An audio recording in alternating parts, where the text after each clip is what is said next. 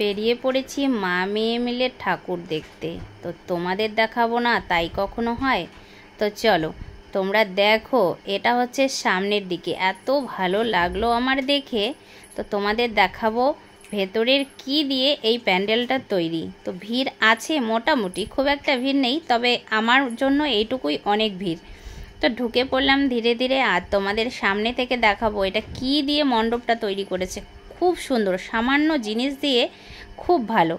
তো তোমরা বুঝতে পারছো কি না আমি জানি না। তো তোমরা দেখো, এইগুলো হচ্ছে শালপাতার যে বাটি হয়, সেই শালপাতার বাটি দিয়ে প্যান্ডেলটা তৈরি করা হয়েছে। এখানে শালপাতার বাটি আছে, সাথে চামচ আছে, তারপরে হচ্ছে তোমার থার্মোকল রয়েছে। খুব সুন্দর হাতের কাজ, নিখুঁতভাবে। তো তোমরা ক্যামেরায় কতটা দেখছো বুঝতে পারছি না আমি, কিন্তু আমি সামনে নিজের চোখে দেখেছি। সত্যি আমার দারুণ লেগেছে, দারুণ, এত ভালো লেগেছে না। দেখো